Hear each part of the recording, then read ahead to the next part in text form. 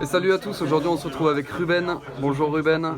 Salut tout le monde. Gagnant du WCQ de Toulouse qui avait accueilli 160 personnes ou un peu plus je crois. Donc qu'est-ce que tu jouais Ruben? Pour le Toulouse, j'ai joué Sky Striker. Ok. Bah écoute, tu vas nous montrer ça du coup? Ça marche.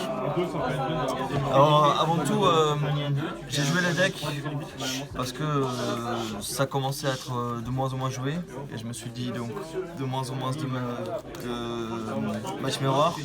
C'est quand même le truc le plus difficile à gérer, c'est les matchs miroirs. Et du coup, pour moi, il n'y en aurait pas beaucoup sur le tournoi et donc voilà, c'était un bon choix, j'en ai rencontré 0. Ok. Je me suis inspiré de la decklist du gagnant de YCS parce que j'avais jamais joué dans un grand tournoi Sky Striker avant, donc je me suis dit bon, il gagne, ça a l'air d'être une tête, donc je vais jouer un peu comme lui. Ok. Mais tout n'est pas pareil, j'étais pas d'accord avec Ouais, cette carte. Voilà. T'as tes tech cards. Bon bah vas-y, on te regarde. Et ben écoute, je joue 3 monstres, 3 règles, Ok, normal. 3 engages, toutes les cartes qu'il faut jouer fois une. Tout le monde n'est pas d'accord Ok. sur elle. Moi je la trouve très très forte. Mais c'est selon les goûts. Seulement 2. 3 terrains. Et puis toutes les cartes fois une encore une fois mais qui ne sont pas de l'engine Sky Striker. 2 cosmiques, 2 foolish. Et du coup je jouais mini mystique. Ok, pourquoi? Il y a énormément de decks qui finissent avec un grand board, mais pas forcément avec 5-6 negates. Ça veut dire que, mis à part Pendule, mais c'est pas trop joué, ça veut dire que ce soit Orcus, que ce soit Salamandre, etc., ils font leur board, il y a beaucoup de bruit quand même. Genre, C'est pas grave, t'inquiète. ils font leur board, s'ils me negate n'importe quoi, que ce soit engage ou autre et que je pose ça, je sais que je suis plutôt à l'aise les tours suivants. Ouais. Et ensuite, C'est, j'ai plein de cartes qui permettent de gérer les monstres sur le terrain. Vous verrez la suite de toute façon. Ok. En gros c'est ta tech pour tempo la game quoi. Honnêtement, j'ai voulu tester une version avec Mystic Mine et c'est la carte qui m'a fait gagner les games les plus difficiles. D'ailleurs, au final, je suis très mal. Je sors Mystic Mine, il peut pas la negate, il se coupe. Alors Ok. qu'il avait 3 cartes en main, 5 cartes 7, 2 monstres sur le terrain. J'étais quasiment en top deck, j'avais genre 2-3 cartes. Je sors Mystic Mine, il se coupe et voilà. Ça m'a. Ouais. Contre Orcus, c'est très très bien aussi. Moi j'aime beaucoup la carte, encore une fois c'est chacun son avis, mais pour moi en tout cas sur Toulouse elle m'a fait gagner. Ok, très bien. Du coup on va passer au piège. Parce que je vois que tu il reste jouais des quand même pièges. une carte importante, Ah. c'est-à-dire que Ah oui. la version Card of Demise, j'ai Yes. trouvé cette idée très intelligente du mec qui a gagné. C'est vrai qu'il y avait d'autres joueurs comme un joueur local Kylian qui le jouait avant. Et en ayant testé C'est champion de France, bonjour. En ayant testé moi-même, je trouve vraiment extraordinaire le fait de pouvoir gagner grâce à cette carte. Ok, très bien. Oui, les pièges, j'ai préféré jouer un Metaverse. Voilà, c'est un bêta, un Cosmic Cyclone, c'est un bêta, je sais pas, un Phoenix ou n'importe, je chaîne et puis il se retrouve avec une PTMP en moins. Et donc ça me permet d'avoir encore un peu plus de chance que Metaverse reste. 2 vents perdus, bon bah les pièges, le reste des pièges c'est comme le mec de YCS. Il a très bien choisi, il a très bien réfléchi. C'est lui qui réfléchit, c'est moi qui joue, c'est très bien. Voilà. Ok, et du coup les Lost Wind, t'en es content? Super content. Alors c'est très très fort. D'ailleurs, durant le tournoi, il y a eu plusieurs fois où il ne peut y en avoir qu'un dans la main. Ouais. Et puis j'ai Foolish. Ils avaient souvent des monstres avec une grosse attaque. Et ce qui m'a permis en fait à mon tour, Foolish le vent perdu. Ils ont continué leur tour dès qu'ils ont invoqué que ce soit Galatea ou que ce soit Colosse ou n'importe. J'ai pu la 7. Si elle survivait durant le tour, Le tour d'après, j'étais quasiment sûr de gagner parce qu'ils étaient sous l'effet de Dark Canyon EV1 et puis grâce à Lost Wind, ces monstres avaient moins d'attaque que mes petits monstres SS. Ok, C'est un bon combo et je suis très content de cette carte. très bien. Ok, bah du coup on va pouvoir passer à l'extra. L'extra. Bon, Zerkenby, normal. L'extra, je jouais 3. 3, Ok, 1 et race seulement normale. une Kaina. D'accord. Kaina, je sais qu'il y en a d'autres qui la jouent à 2. Honnêtement, la seule fois où je la sors, c'est quand il reste 4 minutes de jeu, que je side 2 minutes et que j'ai un tour, il met une phase et pas l'adversaire, je la sors et j'essaie de gagner comme ça. Ok, ça t'est arrivé de gagner comme ça pendant le tournoi? J'ai fait 11 matchs, je pense que je l'ai gagné 4-5 dessus comme ça. Voilà. Ah là là, la Kaina. Ok. On peut pas m'en vouloir, je pense que le deck se joue comme ça. Non, non, non. Je pense que ceux qui jouent 2 Kaina, j'ai demandé leur avis, c'est surtout ils me disent qu'au cas où l'adversaire a un trop gros board, ils ont besoin de 2 Kaina pour annuler des attaques. Pour moi, si tu as besoin de sortir Kaina pour une autre raison que de gagner des points de vie, c'est que la partie est mal partie et tu risques de perdre quoi qu'il arrive. Donc, Oui, et puis c'est assez complémentaire avec les Lost Twin que tu joues qui justement peuvent gérer les attaques des monstres. Voilà, c'est vrai. Ok. Phoenix, une Ita. Ouais. Ita parce que ce soit contre Salah, que ce soit contre énormément de decks, je joue Phoenix. S'ils ont Phoenix au cimetière, bon bah j'ai de quoi faire Ita puis gratuitement poser Dragon Ball. Yes. C'est vrai que quand je peux sortir Ita pour voler son Phoenix et faire ceci, ouais, il est quand même très très bon sur le terrain. Il m'aide, je peux aller chercher drone pour péter son terrain, je peux taper, l'équiper avec la magie d'équipement SS, histoire de taper plusieurs monstres qui perdent pas mal de points de vie. Ça me permet de piocher. Je l'ai trouvé très bon dans le deck donc je le laisse. Ouais, ok. Ça se comprend. Ningirsu plutôt. Ningirsu, c'est obligatoire à mon avis parce qu'il y a beaucoup de gens qui jouent des cartes inciblables, des cartes impétables au combat. Que ce soit le BLS Link là, quasiment ingérable. 2 fois ils me l'ont sorti, 2 fois je dois vraiment attendre, creuser dans le deck pour avoir une out si eux ils n'ont pas leur engine qui avance. Donc bon, c'est une carte qui permet de sortir plutôt facilement et de gérer des monstres très difficiles qui ne peuvent pas être détruits au combat ou par des effets de cartes miscibles. Ok. Un Brawl Sword je l'ai sorti une fois, mais qui est très difficile à sortir ces derniers temps. Là c'est... Avec une encre, ouais, c'est compliqué. C'est peut-être une carte à... Je me dis, c'est une carte qui permet de gérer la différence de points de vie, surtout si on va bientôt au time, si j'arrive à le sortir, ça me permet de gagner. Mais c'est vraiment très difficile à sortir, et surtout que si la game 1 elle dure vraiment très longtemps et que tu mets 3 heures, vraiment le match il dure 30 minutes, qu'enfin tu peux la sortir et que tu te prends Nibiru parce que le mec il a une brique en main, ce qui s'appelle Nibiru, et que tu sors finalement 5 monstres pour sortir ça et que tu veux faire l'autre, je me suis pris Nibiru une fois. Voilà. Et du coup je me dis, est-ce que vraiment il est encore aussi bon qu'avant dans le deck? Je pense pas. Peut-être mettre Avramax, peut-être avoir une nouvelle tech, je sais pas. Ok. Je laisserai ça au génie pour inventer une decklist, histoire que je leur volerai. Voilà.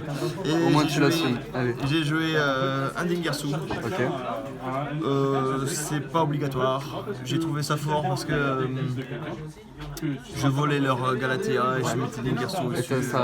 t'as réussi à le sortir ou pas? Et j'ai réussi à le sortir, mais non seulement j'ai réussi à le sortir, mais en plus j'ai réussi à protéger ma multi-roll pendant un tour avec cette Ningirsu. Ok. Donc ouais, mais c'est vraiment quand en gros tu le sors, t'as déjà de l'avance. Tu le sortirais pas sinon. Ouais, ok. D'accord. Parce que je me suis retrouvé une fois coincé, je le sors, je fais l'effet, j'enlève son Ningirsu à lui.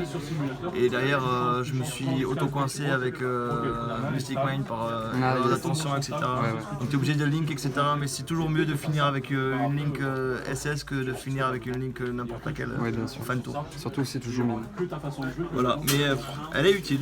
Ok, Elle est utile. très bien. Et pareil, elle est utile contre des decks comme des monstres inciblables et imputables. Ouais, carrément. Voilà, faut pouvoir la sortir. Donc ça c'était l'extra deck. Ah, tu voles 2 niveau 8 et tu le fais, hein. Easy. Easy. Oui, tu voles de niveau 8 avec une encre.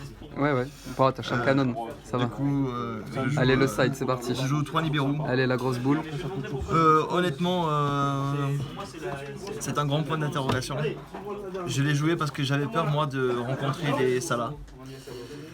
Elle m'a fait gagner contre les 2 Salas que j'ai rencontrés. Enfin, elle m'a fait gagner avec Kaina. Parce que la première, je gagne, la deuxième dure, la troisième, je sors ça, puis je vais jouer avec Kaina et voilà. Mais c'est vrai que sinon, je l'ai quasiment pas sidé, donc peut-être qu'on pourrait jouer sans. Je joue 3 H. H m'a pas trop manqué en main deck. Le fait d'avoir Mystic Mind me permet en fait de laisser l'adversaire jouer.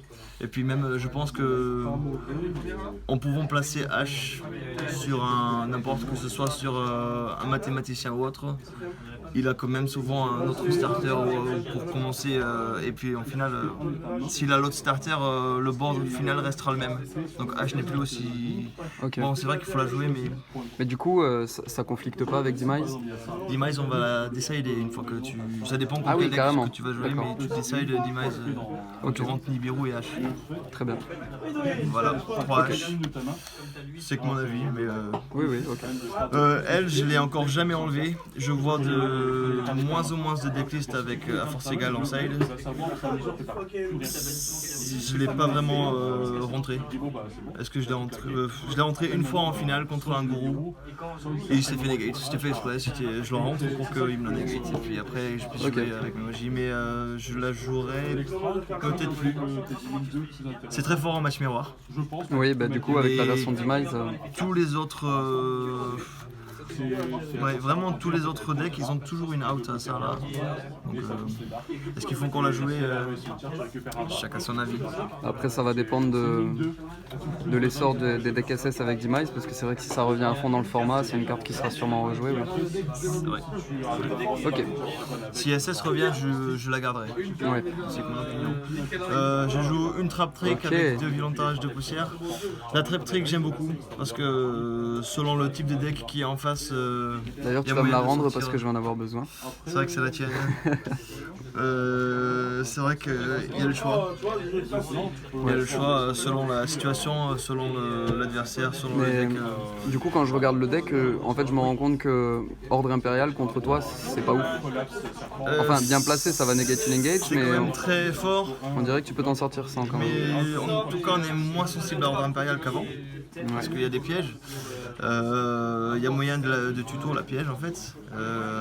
Il y a moyen de ralentir vos decks aussi parce que le truc c'est Ordre Impérial on peut pas jouer mais si en plus tu as Ordre Impérial mais que ton deck va vite et que tu OTK en 2 tours, enfin tu OTK en 2 tours, tu finis l'adversaire en 2 tours. Prendre le contrôle du terrain, tout ça. C'est difficile mais avec des pièges on peut se permettre d'attendre et de ralentir le jeu de l'adversaire. J'ai trouvé ça fort et puis je le jouerai encore. Ok, donc on comprend mieux la logique de la mine, jouer des pièges qui tempo avec une carte vraiment strong comme mine qui tempo encore plus pour pouvoir sortir l'engine SS comme avant en fait. Ok. Est-ce que à part Borel Sword, est-ce que tu aurais des changements à faire dans ta decklist, tu penses? Des choses que t'as pas dites? Il me reste juste ça encore. Ah, il te reste encore des cartes, d'accord. Ça j'ai trouvé ça très fort. System down, ok, la carte des hommes. J'ai trouvé ça très fort. Juste faire attention quand est-ce que tu la gifles parce que T-Link c'est des machines aussi. Mais la plupart du temps tu la joues pour contre tes deuxièmes et si c'est ta 6ème carte, c'est la première carte que tu vas activer. Yes. Donc histoire de bannir tous ces orcustes et voilà. J'ai trouvé ça très fort et puis des fois je l'avais en main et j'en avais pas besoin parce que... T'as faim toi? Moi j'ai pas faim encore. 19h, moi je m'en fous. Ok. Quand on n'a pas besoin... Oh là là là là. Tu l'as copié. Quand on n'a pas besoin, bon bah tu peux le sacrifier avec multiroll ou avec le terrain. Voilà. Ça sera tout. Si, je voudrais dire un truc. J'ai trouvé ça extraordinaire. À la ronde 7, je dois gagner pour top. J'étais à 2 draws et j'ai pris Red Reboot. Je sais pas pourquoi le mec il a décidé de sider Red Reboot, mais j'ai pris Red Reboot. Et donc voilà, Ouros, si tu vois cette vidéo, bien joué à toi, même si derrière t'as pas pu finir ta... L'homme, Red Reboot contre SS. T'as pas pu finir ton OTK parce que t'avais décidé la carte qu'il te fallait. Mais ouais, c'est la première fois que, à mon avis, c'est la première fois qu'une personne qui joue SS prend Red Reboot. Donc voilà. J'en suis pas si sûr. Aujourd'hui, on voit Elias gagner le local parce qu'il joue Red Reboot contre SS. Ah oui? Ouais. Incroyable. Des hommes. Bon, sinon, est-ce que tu aurais un mot à dire à quelqu'un en particulier, genre à cet homme-là? Cet homme-là, il était au Maroc pendant un moment. C'est vrai que c'est avec lui que je m'entraîne tout le temps. Si j'ai pu progresser, c'est grâce à lui. Et pour le tournoi, je remercie quand même Julien Santana. Bon bah si vous voyez pas Si, c'est lui là-bas là. à quoi il ressemble, C'est le deuxième black. vous l'avez forcément déjà entendu parce que c'est le premier qui gueule super fort durant les grands events. Yes. Et ouais, un grand merci à lui parce que il m'a soutenu du début jusqu'à la fin. Et puis c'est celui que j'ai rencontré l'an dernier en finale pour le même réjo. Et c'est pour ça on s'est dit on allait faire pareil. Bon bah il a pas pu top. Merci à Sacha avec qui j'ai beaucoup joué aussi et avec qui on se partage les decklists. Même si sur cet événement-là, j'ai voulu être un peu discret sur ce que je jouais. T'as fait le coquin sur cet événement, mais t'as bien Et joué. voilà, bah écoute, il y a plein de gens que je dois remercier, Kylian et surtout EA Sport, notre nouveau sponsor, qu'on m'a demandé. Bien, voilà, c'est placé, Voilà, ça y est. c'est bien passé. Voilà, il y en a Ok. plein que je dois remercier, mais on va s'arrêter là parce que Ok. si j'en oublie. Ouais, tu connais. Bah écoute, merci Ruben, bravo pour ta performance au WCQ de Toulouse. J'espère qu'on va te revoir sur la scène compétitive après quelques temps d'absence. Donc voilà, bon courage à toi pour la suite. Eh ben merci. Ciao. Ciao.